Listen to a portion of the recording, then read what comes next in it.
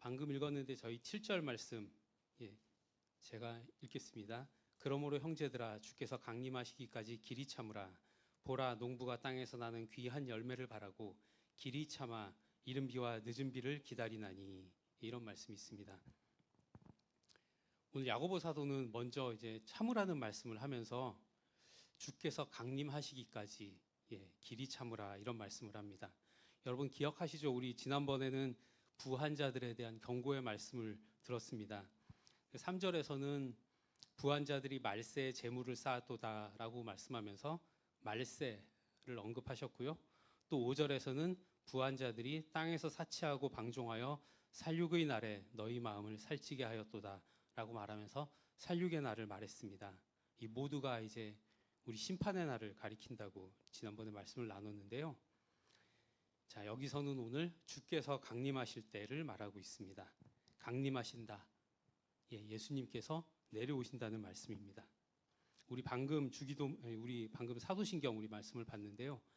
하늘에 오르시어 전능하신 아버지 하나님 우편에 앉아 계시다가 예수님께서 다시 오십니다. 그래서 오늘 야고보 사도는요. 예수님께서 재림하시기까지 잘 참으라고, 길이 참으라고 말씀을 하고 있습니다. 길이 참는다는 말씀, 인내라고 할 수 있습니다. 여러분, 인내라고 하면은 낯설지 않으시죠? 우리가 인내라는 이 단어를 야고보서를 보면서 여러 번 접했습니다. 처음 우리가 1장 앞부분에서 인내라는 말을 처음 들었고요. 이제 5장에서 마무리하면서 또 인내를 말하고 있습니다. 처음 시작할 때하고 마지막에 말하고 있는 이 말, 인내. 그만큼 중요한 얘기이기 때문에 그렇습니다. 저희 야고보서 1장 2절에서 4절까지 말씀을 보면요. 내 형제들아 너희가 여러 가지 시험을 당하거든 온전히 기쁘게 여기라. 이는 너희 믿음의 시련이 인내를 만들어내는 줄 너희가 알미라. 인내를 온전히 이루라. 이는 너희로 온전하고 구비하여 조금도 부족함이 없게 하려 함이라. 이런 말씀이 있었습니다. 성도는 인내해야 됩니다. 그런데요, 쉽지가 않아요. 믿음의 시련 가운데서도 참아야 되고요. 또 우리 지난 시간에 나눈 말씀을 따르면 부한 자들이 착취하고 정죄하고 심지어는 죽이는 중에도 그때도 참아야 합니다. 왜 길이 참아야 하냐면요. 우리가 참음으로써 인내가 만들어지고 인내를 온전히 이룸으로써, 그러니까 이 말이 이제 길이 참는다는 말과 같은 말인데요. 길이 참음으로써 길이 참으려면 우리가 믿음이 필요합니다. 그래서 이 믿음을 가지고 우리가 길이 참을 때에 예수님께서 다시 오시고 그때에 우리가 구원받기에 조금도 부족함이 없는 그런 성도가 된다는 그런 말씀인 것입니다. 지금 야고보는 이 마지막 장을 말씀하면서 예수님의 재림을 말하고 있어요. 그러니까 야고보의 생각 속에는 언제나 예수님의 재림이 콕 박혀 있습니다.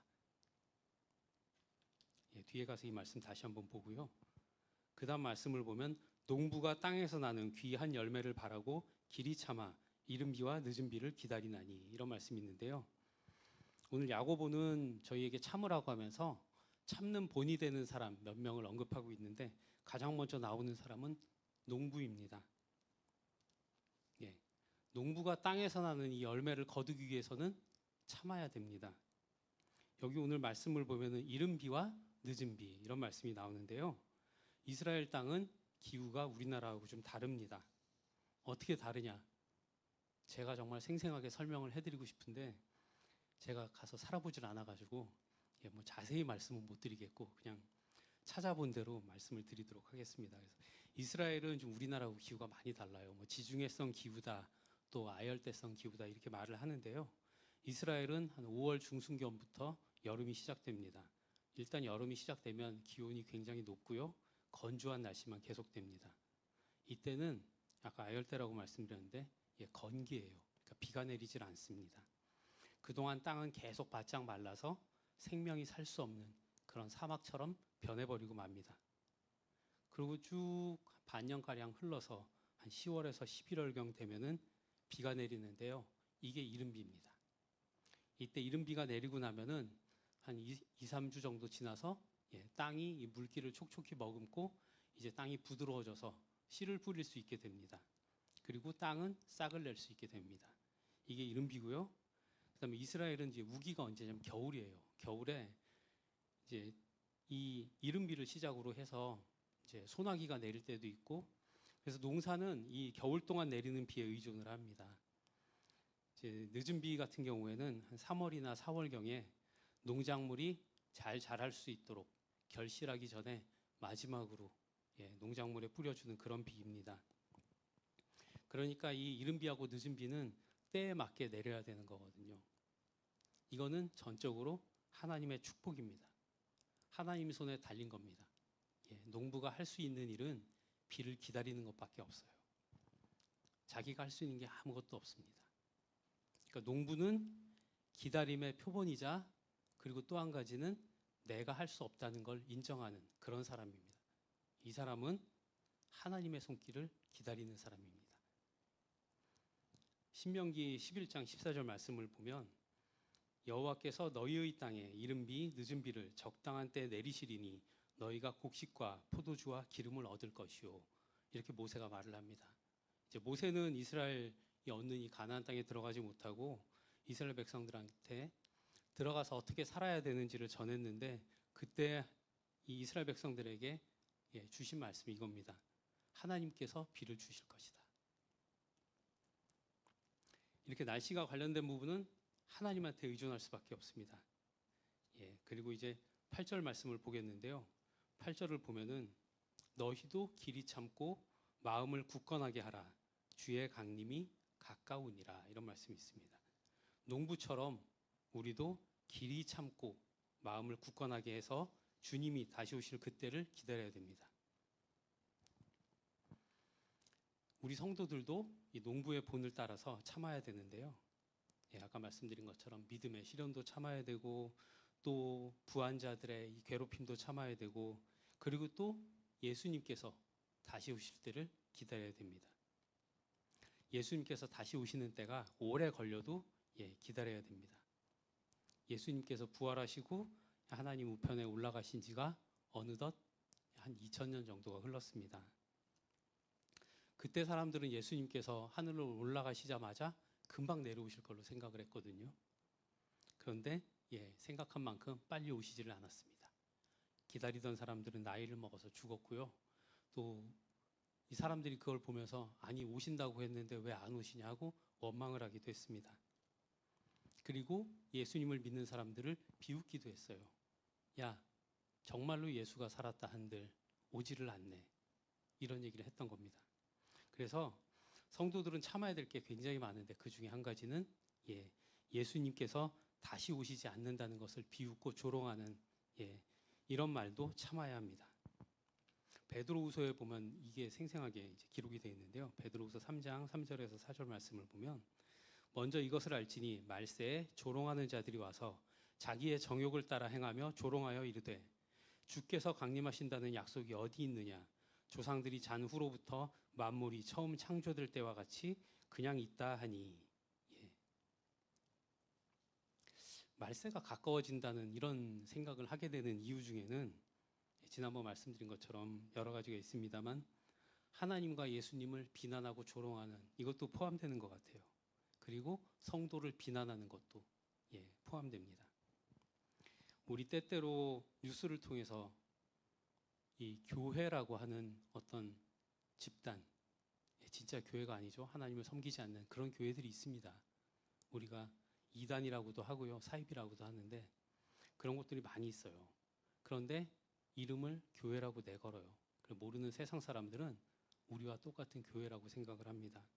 그리고 그런 자들을 보면서 우리 교회를 손가락질합니다.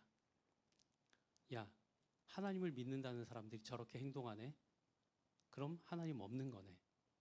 이런 얘기가 돼버리거든요. 지금의 시대가 그런 시대예요. 그리고 또 예수님께서 다시 오실 것이라는 이 사실을 놓고 몇 년, 몇 월, 며칠 다시 올 것이다. 예수님께서 다시 올 것이다.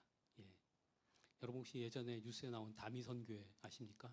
다가오는 미래, 줄여서 다미 선교회라고 해서 1999년 8월 15일에 온다고 다 같이 모여가지고 춤추면서 예수님을 기다린다는 그런 사람들도 있었고요.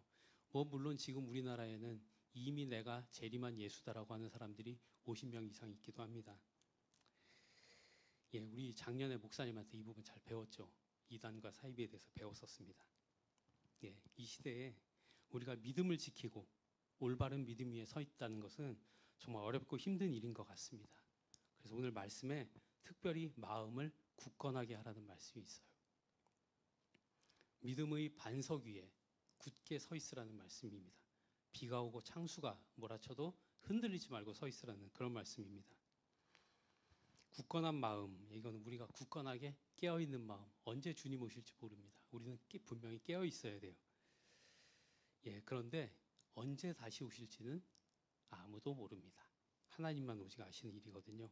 마태복음 25장 13절을 보면 그런즉 깨어 있으라 너희는 그날과 그때를 알지 못하느니라 하고 예수님께서 직접 말씀해 주셨습니다. 예수님이 없다고 해도 흔들리지 마시고요. 저기에 그리스도가 나타났다고 해도 흔들리지 마십시오. 지금은 가짜가 횡행하는 시대입니다. 늘 우리는 굳건한 믿음 위에서 깨어 있어야 됩니다. 여러분 진짜 굳건한 게 뭐냐면요. 흔들리지 않고 평상시와 같이 사는 거예요. 항상 기뻐하고 쉬지 말고 기도하고 범사에 감사하면서 내일 예수님이 오신다는 말을 들어도 오늘 흔들리지 말고 오늘 내가 가진 거 다 써버리지 말고 뭐 나쁜 짓 하지 말고 예, 삶을 포기하지도 말고 우리는 언제나 예수님 만나는 그때까지 흔들리지 않고 살아야 합니다. 주의 강림이 가까우니라라고 오늘 베드로 사도는 말씀을 하는데요. 예, 베드로후서 3장 8절을 보면 이런 말씀이 있습니다. 사랑하는 자들아 주께는 하루가 1000년 같고 1000년이 하루 같다는 이 한 가지를 잊지 말라. 예, 2000년 동안 예수님이 안 오셨어요 아직. 그러니까 예, 오실 겁니다. 곧 오실 겁니다. 언젠지는 모르지만 예, 오실 거예요.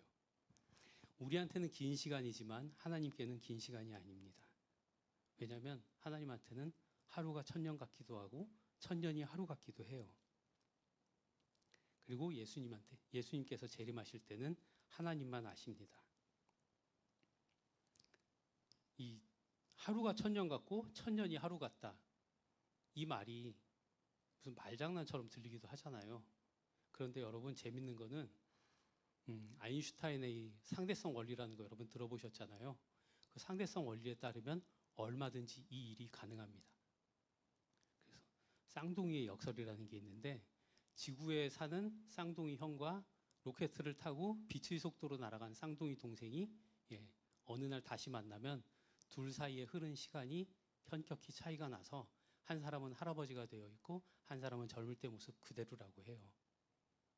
물리 법칙에 따라서도 그렇다고 합니다. 성경 말씀이 결코 틀린 게 아니에요. 자, 예수님께서 재림하실 때는 하나님만 아시기 때문에 우리는 모릅니다. 그렇죠? 여러분 혹시 기억하실지 모르겠는데 예전에 TV 프로그램 보면은 이 연예 프로 중에 그런 게 많이 있었어요.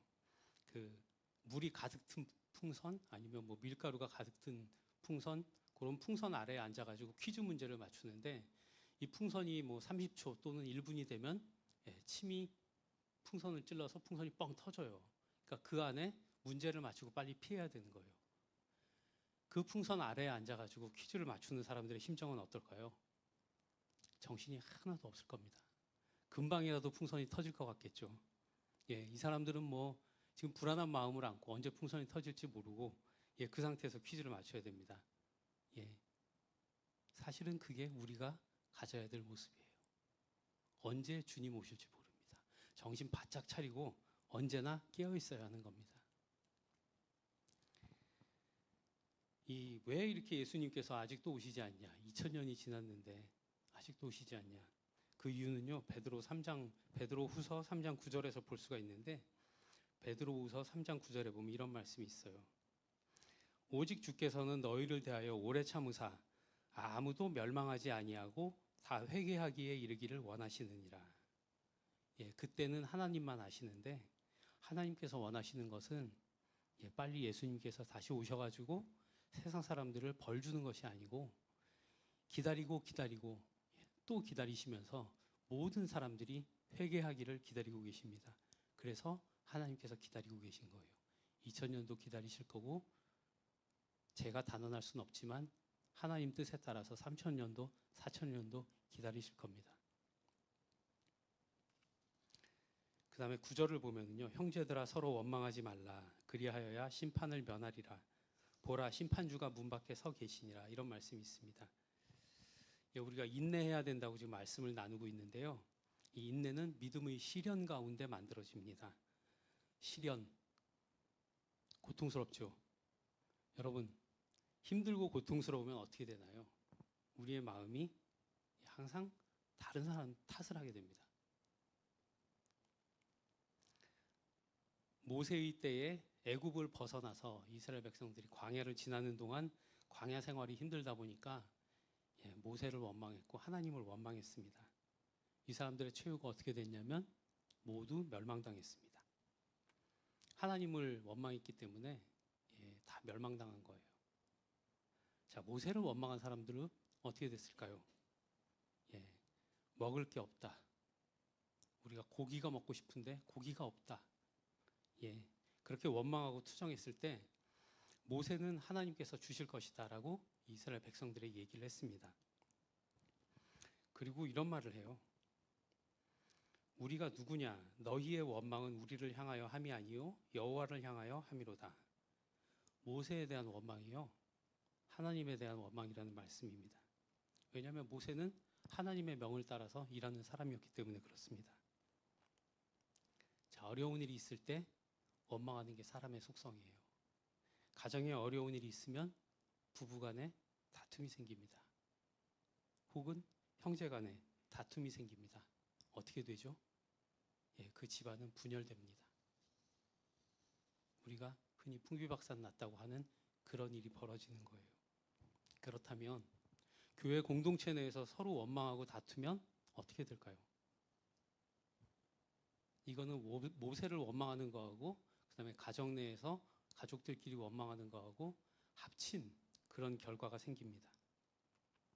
이것은요 하나님을 향한 원망이고요 또 형제간에 우리 함께 믿음의 공동체 내에 있는 형제간에 서로 원망하는 그런 결과가 됩니다. 그래서 교회가 분열되고 다툼이 생깁니다. 이것은 출애굽 당시의 일만이 아닙니다. 여러분 이 말씀이 옛날에 하나님께서 하신 말씀, 옛날에 모세가 하신 말씀으로 끝나는 게 아니에요. 하나님이 하시는 일은 하나님의 교훈은 결코 우연도 없고 결코 그 당시에만 주어지는 것이 아닙니다. 고린도전서 10장 11절은 이렇게 말합니다. 이 모세의 일을 말하고 나서 그들에게 일어난 이런 일은 본보기가 되고 또한 말세를 만난 우리를 깨우치기 위하여 기록되었느니라 이렇게 말씀을 합니다. 그러니까 대충 한 3,500년 전 정도로 추정이 되는데 그때 출애굽하면서 일어났던 그 일들, 그때 얻은 교훈, 그것은 오늘 이때를 살아가고 있는 우리들에게 주신 우리들을 가르치기 위함인 그런 교훈이라고 말씀을 하고 있습니다. 성경은요 처음부터 끝까지 모든 시간 모든 사람에게 적용되는 구원에 관한 말씀입니다. 그리하여야 심판을 면하리라. 보라 심판주가 문 밖에 서 계시니라. 이런 말씀이 다음에 이어지는데요. 이 믿음의 시련 속에서도 우리가 인내할 때 우리는 구원받기에 부족함이 없는 사람들이 되고 심판을 면할 수 있게 됩니다. 그리고 심판주 예수님께서 문 밖에 서 계시다 이렇게 말씀하는데 아까 말씀드린 것처럼 머리 위에 물이 가득 든 풍선이 곧 터질 거라고 생각하면 정신이 하나도 없습니다. 금방이라도 터질 것 같습니다. 주님이 금방이라도 오실 것 같습니다. 우리도 그런 마음을 가지고 살아야 됩니다. 8절에서 주의 강림이 가까우니라 우리가 앞에서 그런 말씀 살펴봤었는데요. 지금은 더 다급해요. 심판주가 문 밖에 서 계시니라. 예수님께서 언제 오실지 모릅니다. 어쩌면 바로 지금 내 집의 문 밖에 서 계시는지도 몰라요. 자, 이럴 때 우리는 어떻게 해야 되냐면 서로 원망하지 말고 인내하면서 살아야 됩니다. 10절 말씀을 보겠는데요. 형제들아 주의 이름으로 말한 선지자들을 고난과 오래 참음의 본으로 삼으라 이런 말씀이 있습니다. 앞에서는 이제 농부를 보고 인내를 배우자라고 말씀을 했고요. 여기서는 선지자들에게 인내를 배우자라고 말씀을 합니다. 선지자들의 인내는 이 선지자들이 겪었던 그 믿음의 시련 속에서 생겨난 것입니다. 여러분 히브리서 11장 32절 말씀 함께 읽겠는데요. 한번 여러분 찾아봐 주십시오. 히브리서 11장 32절부터 34절까지 말씀 읽겠습니다.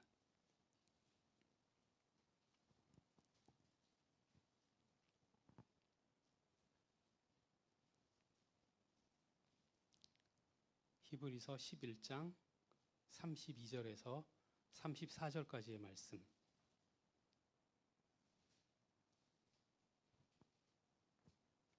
함께 읽겠습니다. 내가 무슨 말을 더 하리요? 기드온, 바락, 삼손, 입다, 다윗 및 사무엘과 선지자들의 일을 말하려면 내게 시간이 부족하리로다. 그들은 믿음으로 나라들을 이기기도 하며 의를 행하기도 하며 약속을 받기도 하며 사자들의 입을 막기도 하며 불의 세력을 멸하기도 하며 칼날을 피하기도 하며 연약한 가운데서 강하게 되기도 하며 전쟁에 용감하게 되어 이방 사람들의 진을 물리치기도 하며 이런 말씀이 있습니다. 선지자들은요 하나님께 능력을 받은 사람들이었습니다. 그래서 이 하나님께 받은 능력으로 행했던 그 일들, 정말 우리 눈에 놀라운 이런 일들을 먼저 말씀을 하고 있는데요. 선지자들이 이런 일을 행하는 게 이런 일을 행해서 뭐 영광을 받았거나 유명해지거나 했던 게 결코 아닙니다. 이분들은요 이런 일을 행하면서 믿음의 시련을 겪었습니다. 35절 말씀들은 자기의 죽은 자들을 부활로 받아들이기도 하며 또 어떤 이들은 더 좋은 부활을 얻고자 하여 심한 고문을 받되 구차히 풀려나기를 원하지 아니하였으며 또 어떤 이들은 조롱과 채찍질 뿐 아니라 결박과 칼 받았으며 돌로 치는 것과 톱으로 켜는 것과 시험과 칼로 죽임을 당하고 양과 염소의 가죽을 입고 유리하여 궁핍과 환난과 학대를 받았으니 이런 사람은 세상이 감당하지 못하느니라. 그들이 광야와 산과 동굴과 토굴에 유리하였느니라. 아멘. 이런 말씀이 있습니다. 선지자들이 이런 시련을 겪었던 이유는 오늘 본문을 보면 간단합니다. 주의 이름으로 말을 했기 때문입니다. 하나님의 말씀을 전했기 때문에 그래요. 이렇게 이분들이 고난을 겪었습니다. 여기 여러분 방금 읽었지만 사실 머릿속으로 상상하는 게 힘들 정도로 참 잔인한 그런 고난들을 겪었습니다. 그런데 그럼에도 불구하고 이분들은 믿음을 지켰고 인내했습니다. 고난 속에서도 결코 흔들리지 않았고 결코 하나님을 원망하지 않았습니다. 이런 선지자들을 보고 배우자고 야고보 사도가 우리에게 말을 하고 있습니다. 말세에는 힘들 거기 때문에 그래요. 11절 말씀인데요. 보라 인내하는 자를 우리가 복되다 하나니 너희가 욥의 인내를 들었고 주께서 주신 결말을 보았거니와 주는 가장 자비하시고 긍휼히 여기시는 이시니라. 아멘. 여러분 그동안 죄송합니다.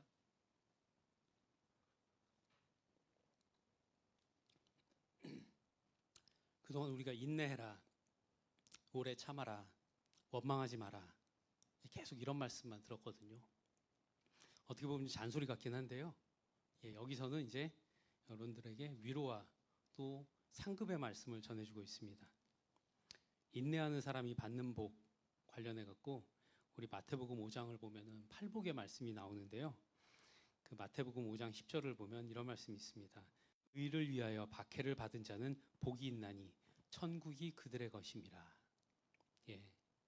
이 믿음의 시련을 견디고 인내하면 구원을 받는다는 바로 그 말씀과 동일한 말씀을 예수님께서 주셨습니다. 나로 말미암아 너희를 욕하고 박해하고 거짓으로 너희를 거슬러 모든 악한 말을 할 때에는 너희에게 복이 있나니 기뻐하고 즐거워하라. 하늘에서 너희의 상이 큼이라. 너희 전에 있던 선지자들도 이같이 박해하였느니라.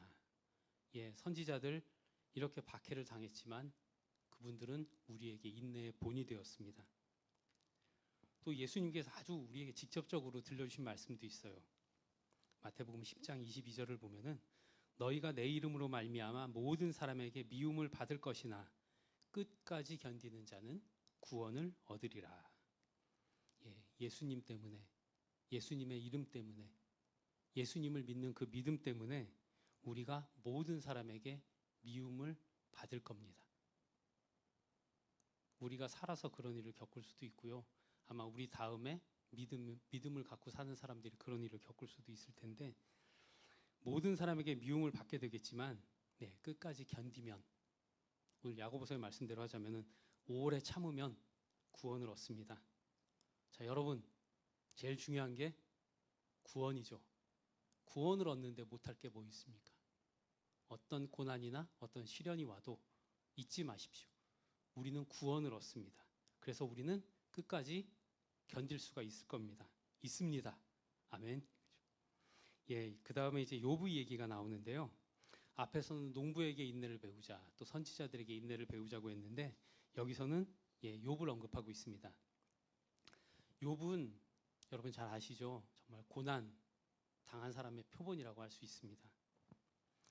그런데 여러분, 욥이 당한 고난 간단히 살펴보면은 정말 아주 단순하게 이해하시기 쉽게 말씀드리자면, 가지고 있던 재산들, 소가 500마리, 나귀가 500마리, 낙타 3,000마리가 도둑맞았습니다. 하늘에서 불이 떨어져서 양 7,000마리가 불에 탔습니다. 그리고 하인들이 다 칼에 맞아 죽었고요. 갑자기 집이 무너져서 아들 7과 딸 3이 다 깔려서 죽었습니다. 그리고 발바닥에서 정수리까지 종기가 나서 돌을 깨서 그 돌로 벅벅 긁어야 하는 그런 상황이 됐습니다. 그런데도 욥은 하나님을 원망하지 않았습니다.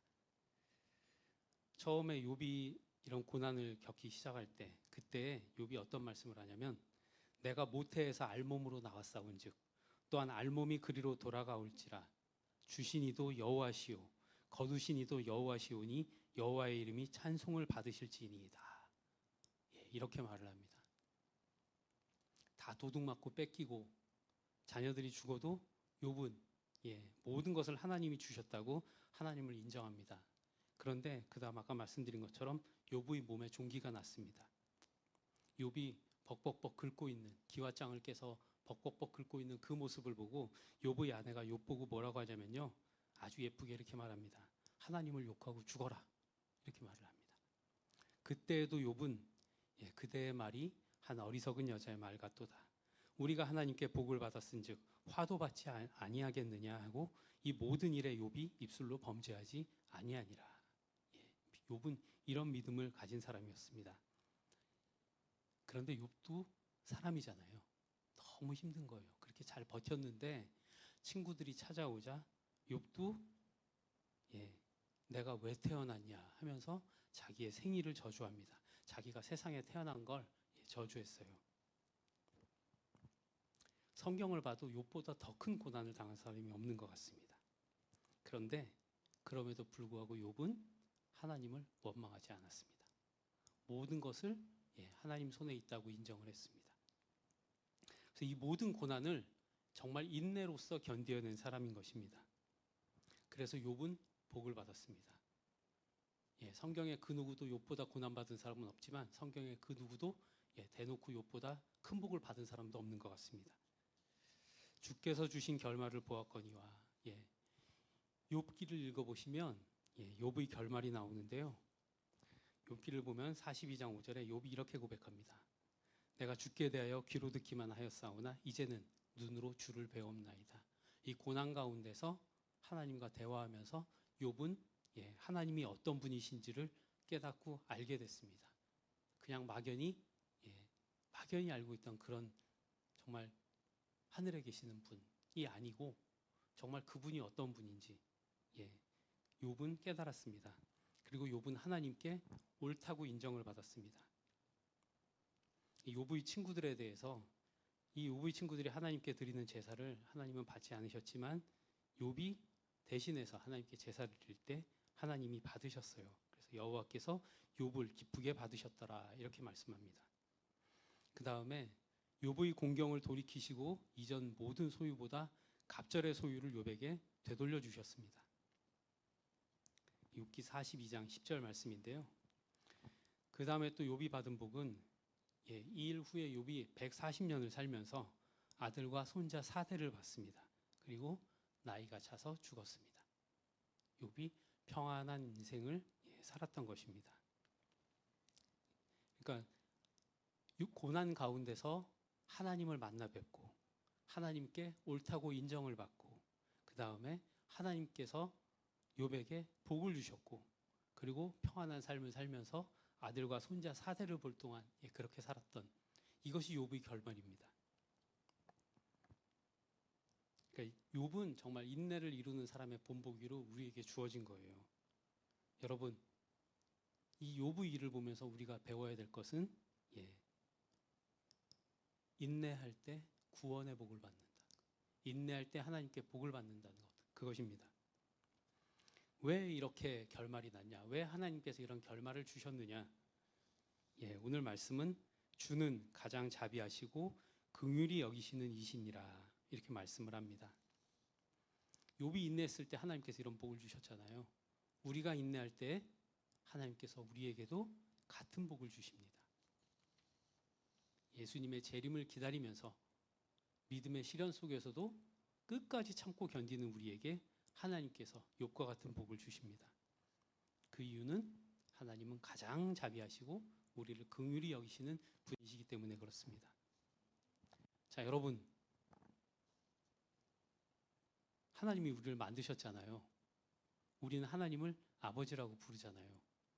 여러분, 아이가 어릴 때 혼자서 집 앞에 가게에 가서 엄마 아빠의 심부름을 해서 물건을 사옵니다. 그럼 어떠세요? 기특하시죠? 엄마 아빠 손을 안 잡고 혼자 갔다 오는 것. 얼마나 기특해요. 하나님이 우리를 보실 때 바로 그런 것입니다. 우리를 긍휼히 여기시는 그런 아버지시기 때문에 그렇습니다. 하나님의 자비하심과 이 긍휼히 여기심은 나타나서 마침내 예수님을 통해서 우리를 구원해 주시는 그 일로 나타났습니다. 에베소서 2장 4절에서 5절을 보면은 이런 말씀이 있습니다. 긍휼이 풍성하신 하나님이 우리를 사랑하신 그 큰 사랑을 인하여 허물로 죽은 우리를 그리스도와 함께 살리셨고 너희는 은혜로 구원을 받은 것이라 이런 말씀이 있습니다. 여러분 흔들리지 말고 믿음 붙들고 사십시오. 힘들어요. 정말 힘들어요. 사람의 생각으로는 할 수가 없어요. 내가 힘들면 원망하게 돼 있어요. 옆에 사람을 원망하거나 아니면 어쩌면 하나님을 원망할 수도 있어요. 그러나 그것은 정말 단순한 1차원적인 사람들의 행동이고 우리는 이미 알고 있습니다. 오늘 말씀을 통해서 알고 있습니다. 인내할 때 복이 있다는 것, 인내할 때 구원이 주어진다는 것, 인내할 때 우리를 보시는 하나님의 긍휼하심이 있다는 것 우리는 알고 있습니다. 이상을 간단히 정리해 보면은요, 우리는 예수님께서 재림하실 때까지 인내해야 되고 그리고 원망하지 말아야 됩니다. 인내하는 사람은 가장 자비하시고 긍휼하신 하나님께서 복을 주십니다. 여러분 이 말씀 잊지 마시기 바라고요. 자, 여러분 오늘 벌써 5월 하순인데 날이 덥잖아요. 오늘 저녁 때 예배에 나오셔서 졸음을 참고 이 말씀을 나누신 여러분들, 이것이 바로 우리 인내 훈련의 시작입니다. 그러니까 여러분들 예배 열심히 나오셔서 설교 시간에 졸지 않고 들으시는 것이 인내의 훈련인 것입니다. 이렇게 해서 여러분들 인내하시고요. 인내하셔서 하나님께 정말 복을 받는 그런 우리 송도교회 성도들 다 되시기를 기도합니다. 감사합니다. 방금 읽었는데 저희 7절 말씀 제가 읽겠습니다. 그러므로 형제들아 주께서 강림하시기까지 길이 참으라.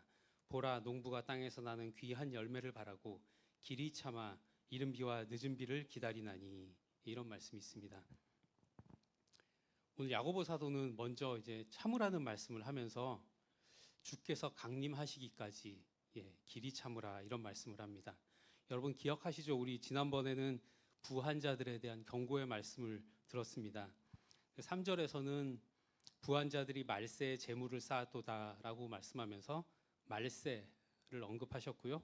또 5절에서는 부한자들이 땅에서 사치하고 방종하여 살육의 날에 너희 마음을 살찌게 하였도다라고 말하면서 살육의 날을 말했습니다. 이 모두가 이제 우리 심판의 날을 가리킨다고 지난번에 말씀을 나눴는데요. 자, 여기서는 오늘 주께서 강림하실 때를 말하고 있습니다. 강림하신다. 예수님께서 내려오신다는 말씀입니다. 우리 방금 사도신경 우리 말씀을 봤는데요. 하늘에 오르시어 전능하신 아버지 하나님 우편에 앉아 계시다가 예수님께서 다시 오십니다. 그래서 오늘 야고보 사도는요, 예수님께서 재림하시기까지 잘 참으라고, 길이 참으라고 말씀을 하고 있습니다. 길이 참는다는 말씀, 인내라고 할 수 있습니다. 여러분, 인내라고 하면은 낯설지 않으시죠? 우리가 인내라는 이 단어를 야고보서를 보면서 여러 번 접했습니다. 처음 우리가 1장 앞부분에서 인내라는 말을 처음 들었고요. 이제 5장에서 마무리하면서 또 인내를 말하고 있습니다. 처음 시작할 때하고 마지막에 말하고 있는 이 말, 인내. 그만큼 중요한 얘기이기 때문에 그렇습니다. 저희 야고보서 1장 2절에서 4절까지 말씀을 보면요.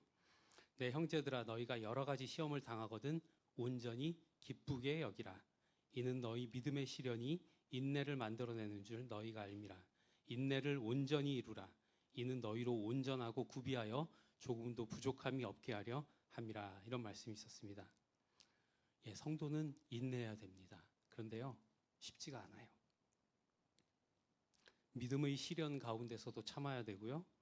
또 우리 지난 시간에 나눈 말씀을 따르면 부한 자들이 착취하고 정죄하고 심지어는 죽이는 중에도 그때도 참아야 합니다. 왜 길이 참아야 하냐면요. 우리가 참음으로써 인내가 만들어지고 인내를 온전히 이룸으로써, 그러니까 이 말이 이제 길이 참는다는 말과 같은 말인데요. 길이 참음으로써 길이 참으려면 우리가 믿음이 필요합니다. 그래서 이 믿음을 가지고 우리가 길이 참을 때에 예수님께서 다시 오시고 그때 우리가 구원받기에 조금도 부족함이 없는 그런 성도가 된다는 그런 말씀인 것입니다. 지금 야고보는 이 마지막 장을 말씀하면서 예수님의 재림을 말하고 있어요. 그러니까 야고보의 생각 속에는 언제나 예수님의 재림이 콕 박혀 있습니다. 뒤에 가서 이 말씀 다시 한번 보고요. 그 다음 말씀을 보면 농부가 땅에서 나는 귀한 열매를 바라고 길이 참아 이른 비와 늦은 비를 기다리나니, 이런 말씀이 있는데요. 오늘 야고보는 저희에게 참으라고 하면서 참는 본이 되는 사람 몇 명을 언급하고 있는데 가장 먼저 나오는 사람은 농부입니다. 농부가 땅에서 나는 이 열매를 거두기 위해서는 참아야 됩니다. 여기 오늘 말씀을 보면은 이른 비와 늦은 비, 이런 말씀이 나오는데요. 이스라엘 땅은 기후가 우리나라하고 좀 다릅니다. 어떻게 다르냐? 제가 정말 생생하게 설명을 해드리고 싶은데 제가 가서 살아보질 않아가지고 뭐 자세히 말씀은 못 드리겠고 그냥 찾아본 대로 말씀을 드리도록 하겠습니다. 그래서 이스라엘은 좀 우리나라하고 기후가 많이 달라요. 뭐 지중해성 기후다, 또 아열대성 기후다 이렇게 말을 하는데요. 이스라엘은 한 5월 중순경부터 여름이 시작됩니다. 일단 여름이 시작되면 기온이 굉장히 높고요. 건조한 날씨만 계속됩니다. 이때는 아까 아열대라고 말씀드렸는데 건기예요. 그러니까 비가 내리질 않습니다. 그동안 땅은 계속 바짝 말라서 생명이 살 수 없는 그런 사막처럼 변해버리고 맙니다. 그리고 쭉 반년가량 흘러서 한 10월에서 11월경 되면은 비가 내리는데요. 이게 이른비입니다. 이때 이른비가 내리고 나면은 한 2, 3주 정도 지나서 땅이 이 물기를 촉촉히 머금고 이제 땅이 부드러워져서 씨를 뿌릴 수 있게 됩니다. 그리고 땅은 싹을 낼 수 있게 됩니다. 이게 이른비고요. 그다음에 이스라엘은 이제 우기가 언제냐면 겨울이에요. 겨울에 이제 이 이른비를 시작으로 해서 이제 소나기가 내릴 때도 있고, 그래서 농사는 이 겨울 동안 내리는 비에 의존을 합니다. 이제 늦은 비 같은 경우에는 한 3월이나 4월경에 농작물이 잘 자랄 수 있도록 결실하기 전에 마지막으로 농작물에 뿌려주는 그런 비입니다. 그러니까 이 이른 비하고 늦은 비는 때에 맞게 내려야 되는 거거든요. 이거는 전적으로 하나님의 축복입니다. 하나님 손에 달린 겁니다.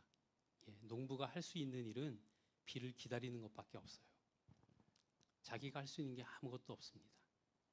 그러니까 농부는 기다림의 표본이자 그리고 또 한 가지는 내가 할 수 없다는 걸 인정하는 그런 사람입니다. 이 사람은 하나님의 손길을 기다리는 사람입니다. 신명기 11장 14절 말씀을 보면 여호와께서 너희의 땅에 이른 비 늦은 비를 적당한 때 내리시리니 너희가 곡식과 포도주와 기름을 얻을 것이요. 이렇게 모세가 말을 합니다. 이제 모세는 이스라엘이 얻는 이 가나안 땅에 들어가지 못하고 이스라엘 백성들한테 들어가서 어떻게 살아야 되는지를 전했는데 그때 이 이스라엘 백성들에게 주신 말씀이 이겁니다. 하나님께서 비를 주실 것이다. 이렇게 날씨가 관련된 부분은 하나님한테 의존할 수밖에 없습니다. 그리고 이제 8절 말씀을 보겠는데요. 8절을 보면은 너희도 길이 참고 마음을 굳건하게 하라. 주의 강림이 가까우니라. 이런 말씀이 있습니다. 농부처럼 우리도 길이 참고 마음을 굳건하게 해서 주님이 다시 오실 그때를 기다려야 됩니다. 우리 성도들도 이 농부의 본을 따라서 참아야 되는데요. 아까 말씀드린 것처럼 믿음의 시련도 참아야 되고 또 부한자들의 이 괴롭힘도 참아야 되고 그리고 또 예수님께서 다시 오실 때를 기다려야 됩니다. 예수님께서 다시 오시는 때가 오래 걸려도 기다려야 됩니다. 예수님께서 부활하시고 하나님 우편에 올라가신 지가 어느덧 한 2000년 정도가 흘렀습니다. 그때 사람들은 예수님께서 하늘로 올라가시자마자 금방 내려오실 걸로 생각을 했거든요. 그런데 생각한 만큼 빨리 오시지를 않았습니다. 기다리던 사람들은 나이를 먹어서 죽었고요. 또 이 사람들이 그걸 보면서 아니 오신다고 했는데 왜 안 오시냐고 원망을 하기도 했습니다. 그리고 예수님을 믿는 사람들을 비웃기도 했어요. 야, 정말로 예수가 살았다 한들 오지를 않네. 이런 얘기를 했던 겁니다. 그래서 성도들은 참아야 될 게 굉장히 많은데 그 중에 한 가지는 예수님께서 다시 오시지 않는다는 것을 비웃고 조롱하는 이런 말도 참아야 합니다. 베드로후서에 보면 이게 생생하게 이제 기록이 되어 있는데요. 베드로후서 3장 3절에서 4절 말씀을 보면 먼저 이것을 알지니 말세에 조롱하는 자들이 와서 자기의 정욕을 따라 행하며 조롱하여 이르되 주께서 강림하신다는 약속이 어디 있느냐 조상들이 잔 후로부터 만물이 처음 창조될 때와 같이 그냥 있다 하니 말세가 가까워진다는 이런 생각을 하게 되는 이유 중에는 지난번 말씀드린 것처럼 여러 가지가 있습니다만 하나님과 예수님을 비난하고 조롱하는 이것도 포함되는 것 같아요. 그리고 성도를 비난하는 것도 포함됩니다. 우리 때때로 뉴스를 통해서 이 교회라고 하는 어떤 집단, 진짜 교회가 아니죠. 하나님을 섬기지 않는 그런 교회들이 있습니다. 우리가 이단이라고도 하고요. 사입이라고도 하는데 그런 것들이 많이 있어요. 그런데 이름을 교회라고 내걸어요. 모르는 세상 사람들은 우리와 똑같은 교회라고 생각을 합니다. 그리고 그런 자들을 보면서 우리 교회를 손가락질합니다. 야, 하나님을 믿는다는 사람들이 저렇게 행동하네? 그럼 하나님 없는 거네. 이런 얘기가 돼버리거든요. 지금의 시대가 그런 시대예요. 그리고 또 예수님께서 다시 오실 것이라는 이 사실을 놓고 몇 년, 몇 월, 며칠 다시 올 것이다. 예수님께서 다시 올 것이다. 여러분 혹시 예전에 뉴스에 나온 다미 선교회 아십니까? 다가오는 미래, 줄여서 다미 선교회라고 해서 1999년 8월 15일에 온다고 다 같이 모여가지고 춤추면서 예수님을 기다린다는 그런 사람들도 있었고요. 물론 지금 우리나라에는 이미 내가 재림한 예수다라고 하는 사람들이 50명 이상 있기도 합니다. 우리 작년에 목사님한테 이 부분 잘 배웠죠. 이단과 사이비에 대해서 배웠었습니다. 이 시대에 우리가 믿음을 지키고 올바른 믿음 위에 서 있다는 것은 정말 어렵고 힘든 일인 것 같습니다. 그래서 오늘 말씀에 특별히 마음을 굳건하게 하라는 말씀이 있어요. 믿음의 반석 위에 굳게 서 있으라는 말씀입니다. 비가 오고 창수가 몰아쳐도 흔들리지 말고 서 있으라는 그런 말씀입니다. 굳건한 마음, 이건 우리가 굳건하게 깨어있는 마음, 언제 주님 오실지 모릅니다. 우리는 분명히 깨어 있어야 돼요. 예, 그런데 언제 다시 오실지는 아무도 모릅니다. 하나님만 오직 아시는 일이거든요. 마태복음 25장 13절 보면 그런즉 깨어 있으라 너희는 그날과 그때를 알지 못하느니라 하고 예수님께서 직접 말씀해 주셨습니다. 예수님이 없다고 해도 흔들리지 마시고요. 저기에 그리스도가 나타났다고 해도 흔들리지 마십시오. 지금은 가짜가 횡행하는 시대입니다. 늘 우리는 굳건한 믿음 위에서 깨어 있어야 됩니다.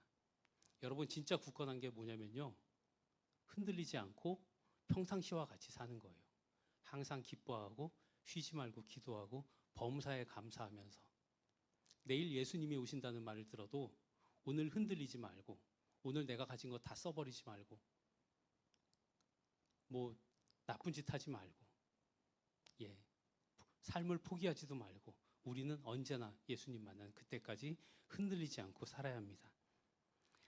주의 강림이 가까우니라라고 오늘 베드로 사도는 말씀을 하는데요.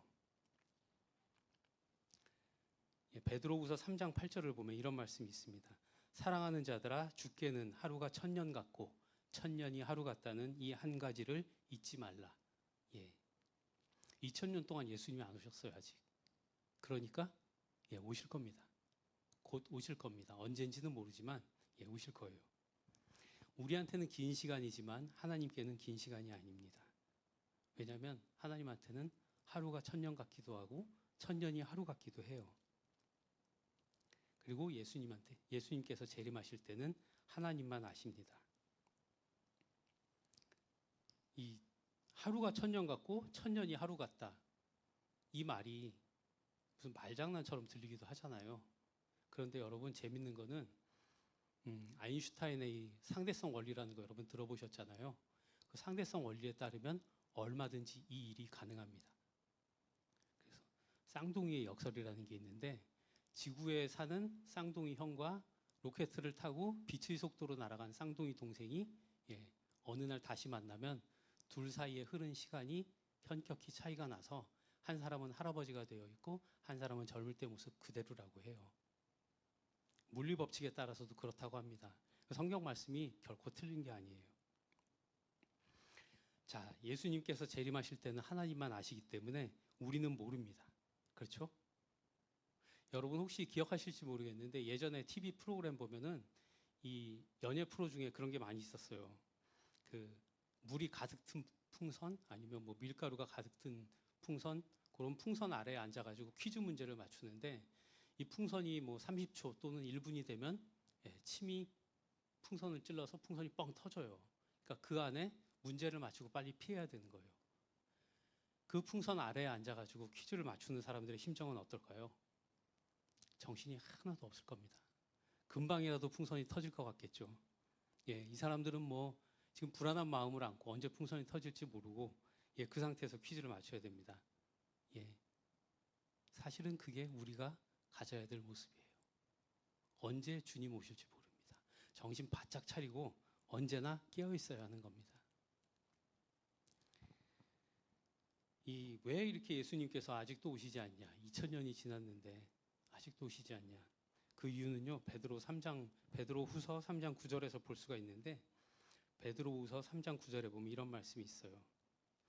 오직 주께서는 너희를 대하여 오래 참으사 아무도 멸망하지 아니하고 다 회개하기에 이르기를 원하시느니라. 예, 그때는 하나님만 아시는데 하나님께서 원하시는 것은 예, 빨리 예수님께서 다시 오셔가지고 세상 사람들을 벌 주는 것이 아니고 기다리고 또 기다리시면서 모든 사람들이 회개하기를 기다리고 계십니다. 그래서 하나님께서 기다리고 계신 거예요. 2000년도 기다리실 거고 제가 단언할 수는 없지만 하나님 뜻에 따라서 3000년도, 4000년도 기다리실 겁니다. 그 다음에 9절을 보면요. 형제들아 서로 원망하지 말라. 그리하여야 심판을 면하리라. 보라 심판주가 문 밖에 서 계시니라. 이런 말씀이 있습니다. 우리가 인내해야 된다고 지금 말씀을 나누고 있는데요. 이 인내는 믿음의 시련 가운데 만들어집니다. 시련, 고통스럽죠. 여러분 힘들고 고통스러우면 어떻게 되나요? 우리의 마음이 항상 다른 사람 탓을 하게 됩니다. 모세의 때에 애굽을 벗어나서 이스라엘 백성들이 광야를 지나는 동안 광야 생활이 힘들다 보니까 모세를 원망했고 하나님을 원망했습니다. 이 사람들의 최후가 어떻게 됐냐면 모두 멸망당했습니다. 하나님을 원망했기 때문에 다 멸망당한 거예요. 자, 모세를 원망한 사람들은 어떻게 됐을까요? 먹을 게 없다. 우리가 고기가 먹고 싶은데 고기가 없다. 그렇게 원망하고 투정했을 때 모세는 하나님께서 주실 것이다라고 이스라엘 백성들에게 얘기를 했습니다. 그리고 이런 말을 해요. 우리가 누구냐? 너희의 원망은 우리를 향하여 함이 아니요 여호와를 향하여 함이로다. 모세에 대한 원망이요, 하나님에 대한 원망이라는 말씀입니다. 왜냐하면 모세는 하나님의 명을 따라서 일하는 사람이었기 때문에 그렇습니다. 자, 어려운 일이 있을 때 원망하는 게 사람의 속성이에요. 가정에 어려운 일이 있으면 부부간에 다툼이 생깁니다. 혹은 형제간에 다툼이 생깁니다. 어떻게 되죠? 그 집안은 분열됩니다. 우리가 흔히 풍비박산 났다고 하는 그런 일이 벌어지는 거예요. 그렇다면 교회 공동체 내에서 서로 원망하고 다투면 어떻게 될까요? 이거는 모세를 원망하는 거하고 그다음에 가정 내에서 가족들끼리 원망하는 거하고 합친 그런 결과가 생깁니다. 이것은요, 하나님을 향한 원망이고요, 또 형제간에, 우리 함께 믿음의 공동체 내에 있는 형제간에 서로 원망하는 그런 결과가 됩니다. 그래서 교회가 분열되고 다툼이 생깁니다. 이것은 출애굽 당시의 일만이 아닙니다. 여러분, 이 말씀이 옛날에 하나님께서 하신 말씀, 옛날에 모세가 하신 말씀으로 끝나는 게 아니에요. 하나님이 하시는 일은, 하나님의 교훈은 결코 우연도 없고 결코 그 당시에만 주어지는 것이 아닙니다. 고린도전서 10장 11절은 이렇게 말합니다. 이 모세의 일을 말하고 나서 그들에게 일어난 이런 일은 본보기가 되고 또한 말세를 만난 우리를 깨우치기 위하여 기록되었느니라, 이렇게 말씀을 합니다. 그러니까 대충 한 3,500년 전 정도로 추정이 되는데, 그때 출애굽하면서 일어났던 그 일들, 그때 얻은 교훈, 그것은 오늘 이때를 살아가고 있는 우리들에게 주신, 우리들을 가르치기 위함인 그런 교훈이라고 말씀을 하고 있습니다. 성경은요, 처음부터 끝까지 모든 시간, 모든 사람에게 적용되는 구원에 관한 말씀입니다. 그리하여야 심판을 면하리라. 보라, 심판주가 문 밖에 서 계시니라. 이런 말씀이 다음에 이어지는데요. 이 믿음의 시련 속에서도 우리가 인내할 때 우리는 구원받기에 부족함이 없는 사람들이 되고 심판을 면할 수 있게 됩니다. 그리고 심판주 예수님께서 문 밖에 서 계시다, 이렇게 말씀하는데, 아까 말씀드린 것처럼 머리 위에 물이 가득 든 풍선이 곧 터질 거라고 생각하면 정신이 하나도 없습니다. 금방이라도 터질 것 같습니다. 주님이 금방이라도 오실 것 같습니다. 우리도 그런 마음을 가지고 살아야 됩니다. 8절에서 주의 강림이 가까우니라, 우리가 앞에서 그런 말씀 살펴봤었는데요. 지금은 더 다급해요. 심판주가 문 밖에 서 계시니라. 예수님께서 언제 오실지 모릅니다. 어쩌면 바로 지금 내 집의 문 밖에 서 계시는지도 몰라요. 자, 이럴 때 우리는 어떻게 해야 되냐면 서로 원망하지 말고 인내하면서 살아야 됩니다. 10절 말씀을 보겠는데요. 형제들아, 주의 이름으로 말한 선지자들을 고난과 오래 참음의 본으로 삼으라, 이런 말씀이 있습니다. 앞에서는 이제 농부를 보고 인내를 배우자라고 말씀을 했고요. 여기서는 선지자들에게 인내를 배우자라고 말씀을 합니다. 선지자들의 인내는 이 선지자들이 겪었던 그 믿음의 시련 속에서 생겨난 것입니다. 여러분, 히브리서 11장 32절 말씀 함께 읽겠는데요. 한번 여러분 찾아봐 주십시오. 히브리서 11장 32절부터 34절까지 말씀 읽겠습니다.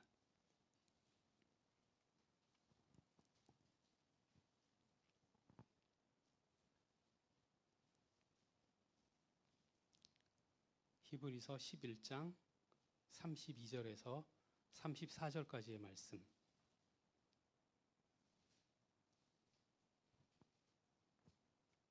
함께 읽겠습니다. 내가 무슨 말을 더 하리요? 기드온, 바락, 삼손, 입다, 다윗 및 사무엘과 선지자들의 일을 말하려면 내게 시간이 부족하리로다. 그들은 믿음으로 나라들을 이기기도 하며 의를 행하기도 하며 약속을 받기도 하며 사자들의 입을 막기도 하며 불의 세력을 멸하기도 하며 칼날을 피하기도 하며 연약한 가운데서 강하게 되기도 하며 전쟁에 용감하게 되어 이방 사람들의 진을 물리치기도 하며, 예, 이런 말씀이 있습니다. 선지자들은요, 하나님께 능력을 받은 사람들이었습니다. 그래서 이 하나님께 받은 능력으로 행했던 그 일들, 정말 우리 눈에 놀라운 이런 일들을 먼저 말씀을 하고 있는데요. 선지자들이 이런 일을 행하는 게, 이런 일을 행해서 뭐 영광을 받았거나 유명해지거나 했던 게 결코 아닙니다. 이분들은요, 이런 일을 행하면서 믿음의 시련을 겪었습니다. 35절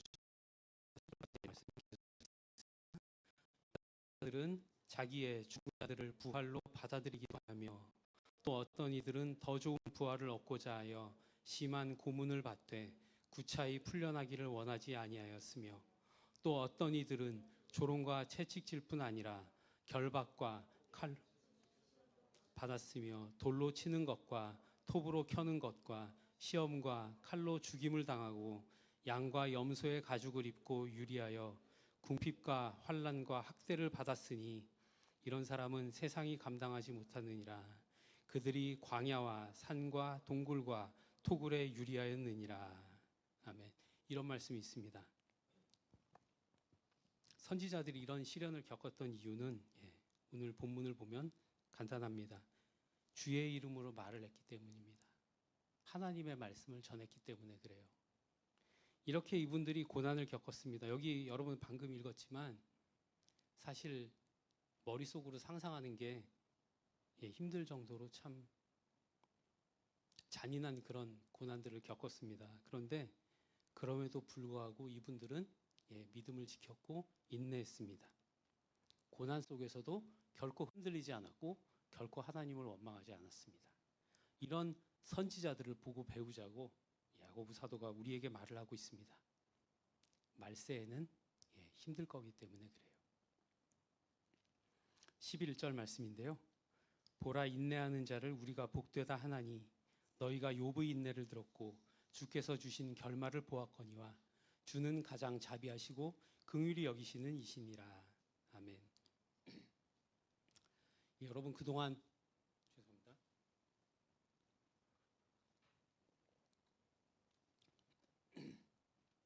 그동안 우리가 인내해라, 오래 참아라, 원망하지 마라, 계속 이런 말씀만 들었거든요. 어떻게 보면 잔소리 같긴 한데요. 여기서는 이제 여러분들에게 위로와 또 상급의 말씀을 전해주고 있습니다. 인내하는 사람이 받는 복 관련해 갖고 우리 마태복음 5장을 보면은 팔복의 말씀이 나오는데요. 그 마태복음 5장 10절을 보면 이런 말씀이 있습니다. 의를 위하여 박해를 받은 자는 복이 있나니 천국이 그들의 것임이라. 이 믿음의 시련을 견디고 인내하면 구원을 받는다는 바로 그 말씀과 동일한 말씀을 예수님께서 주셨습니다. 나로 말미암아 너희를 욕하고 박해하고 거짓으로 너희를 거슬러 모든 악한 말을 할 때에는 너희에게 복이 있나니 기뻐하고 즐거워하라. 하늘에서 너희의 상이 큼이라. 너희 전에 있던 선지자들도 이같이 박해하였느니라. 선지자들 이렇게 박해를 당했지만 그분들은 우리에게 인내의 본이 되었습니다. 또 예수님께서 아주 우리에게 직접적으로 들려주신 말씀도 있어요. 마태복음 10장 22절을 보면은 너희가 내 이름으로 말미암아 모든 사람에게 미움을 받을 것이나 끝까지 견디는 자는 구원을 얻으리라.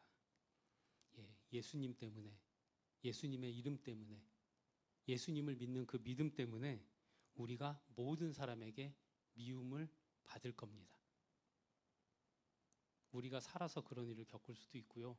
아마 우리 다음에 믿음을 갖고 사는 사람들이 그런 일을 겪을 수도 있을 텐데 모든 사람에게 미움을 받게 되겠지만 끝까지 견디면, 오늘 야고보서의 말씀대로 하자면은 오래 참으면 구원을 얻습니다. 자, 여러분 제일 중요한 게 구원이죠. 구원을 얻는데 못할 게 뭐 있습니까? 어떤 고난이나 어떤 시련이 와도 잊지 마십시오. 우리는 구원을 얻습니다. 그래서 우리는 끝까지 견딜 수가 있을 겁니다. 있습니다. 아멘. 예, 그 다음에 이제 욥의 얘기가 나오는데요. 앞에서는 농부에게 인내를 배우자, 또 선지자들에게 인내를 배우자고 했는데 여기서는 욥을 언급하고 있습니다. 욥은 여러분 잘 아시죠? 정말 고난 당한 사람의 표본이라고 할 수 있습니다. 그런데 여러분 욥이 당한 고난 간단히 살펴보면은 정말 아주 단순하게 이해하시기 쉽게 말씀드리자면 가지고 있던 재산들 소가 500마리, 나귀가 500마리, 낙타 3,000마리가 도둑맞았습니다. 하늘에서 불이 떨어져서 양 7,000마리가 불에 탔습니다. 그리고 하인들이 다 칼에 맞아 죽었고요. 갑자기 집이 무너져서 아들 7과 딸 3이 다 깔려서 죽었습니다. 그리고 발바닥에서 정수리까지 종기가 나서 돌을 깨서 그 돌로 벅벅 긁어야 하는 그런 상황이 됐습니다. 그런데도 욥은 하나님을 원망하지 않았습니다.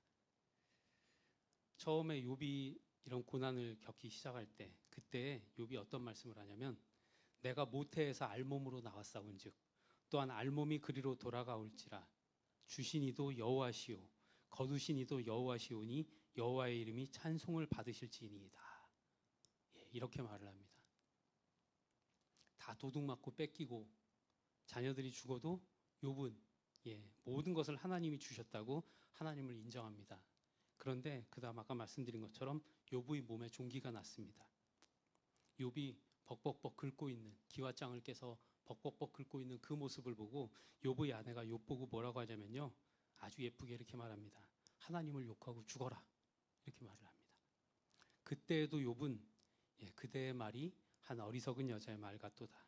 우리가 하나님께 복을 받았은즉 화도 받지 아니하겠느냐 하고 이 모든 일에 욥이 입술로 범죄하지 아니하니라. 욥은 이런 믿음을 가진 사람이었습니다. 그런데 욥도 사람이잖아요. 너무 힘든 거예요. 그렇게 잘 버텼는데 친구들이 찾아오자 욥도 내가 왜 태어났냐 하면서 자기의 생일을 저주합니다. 자기가 세상에 태어난 걸 저주했어요. 성경을 봐도 욥보다 더 큰 고난을 당한 사람이 없는 것 같습니다. 그런데 그럼에도 불구하고 욥은 하나님을 원망하지 않았습니다.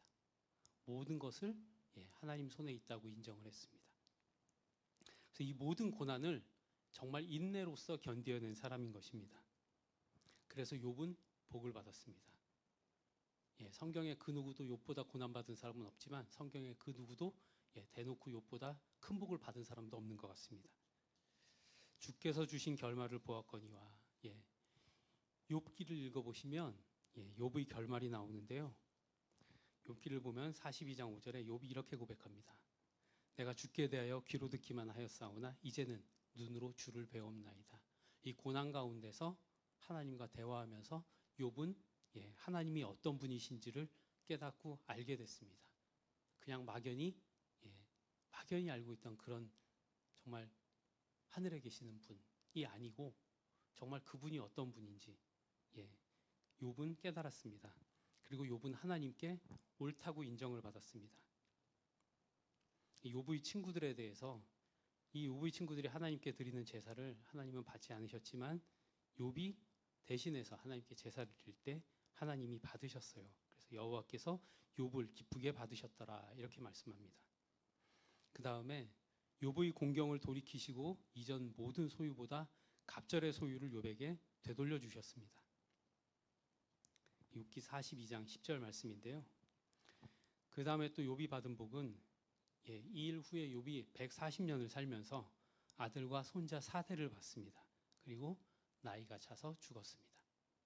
욥이 평안한 인생을 살았던 것입니다.